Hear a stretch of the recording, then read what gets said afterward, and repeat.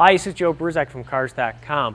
The redesigned 2014 Toyota Highlander has made significant improvements with its bold styling and increased family friendliness and technology on the inside. The redesign took a formerly middle-of-the-pack crossover SUV and made it so much more competitive than what it used to be against some of the segment's most notable players like the Hyundai Santa Fe, Ford Explorer, and Honda Pilot. The Highlander's improvements on the inside are just as notable as the ones on the outside. There's significantly improved interior quality, styling, very nice accents around the dashboard.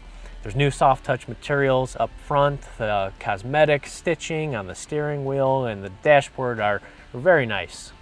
And while those touches are impressive, perhaps most notable are some very innovative features that Toyota has put in the Highlander for 2014, and that includes this multimedia shelf and a massive center console storage. The split top center console storage is massive. It looks about normal sized on the outside compared to most SUVs, but on the inside it is huge. So we stuffed a whole bunch of stuff in here. We're going to start off 1, 2, 3, and 4.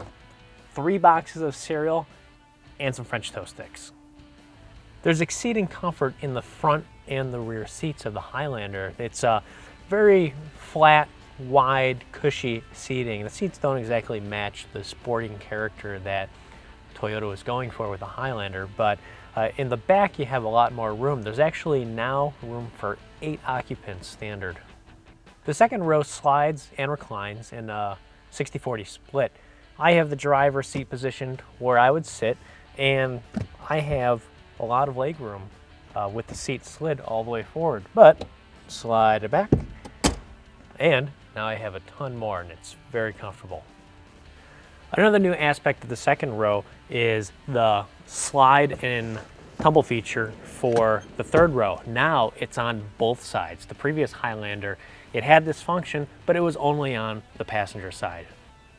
There's now more room for passengers to climb through into the third row, and the third row itself is roomier. There's a lot more width back here because of a new rear suspension setup. There's actually seating for 3 instead of the previous seating for 2. It's not the most comfortable. It's not as spacious as a Chevrolet Traverse or some of the larger 3-row crossovers, but it's good in a pinch, and with the sliding second row, you can get decent leg room for an adult in the third row. There's finally more cargo space behind the third row. Now it's only up to 13.8 cubic feet from 10.3, but that's great considering how little there was before, and something is better than nothing. But you're still not going to get as much room behind the third row as the Honda Pilot or the Ford Explorer. The power liftgate is one of those features that once you use once, you don't want to do without it again. And the Highlander makes it available as standard equipment on the $33,000 LE Plus and above trim levels. That's unlike the blind spot monitoring system that you can only get on the more expensive trim level. But the power liftgate has a trick up its sleeve. It's completely adjustable, so you can lower it to clear your garage, program it, and now it's going to open to this height any other time that you open it. The Highlander's driving experience isn't its shining attribute, and that's not a huge problem. Most people buying a 3-row SUV aren't going to be totally concerned about the ride quality, but I wasn't a fan of just how choppy and stiff the ride was compared to the previous Highlander, which was extremely comfortable.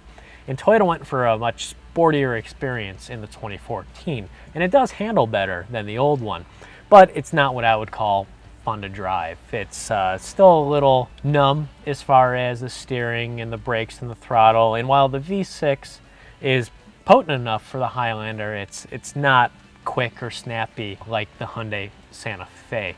Overall, Toyota, it's okay if something looks dynamic like the Highlander but doesn't drive like it.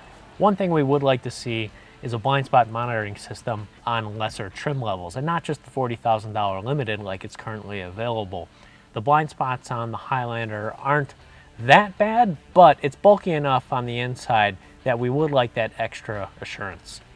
The old Highlander truly was a mid-pack SUV. That's where it's finished in our previous $37,000 three-row crossover SUV challenge, and it just wasn't as competitive as far as cargo room, interior versatility, and it was just kind of a bland SUV. That is no longer the case. The 2014 Highlander is improved in all of those areas, and it's geared up to compete with the segment's best.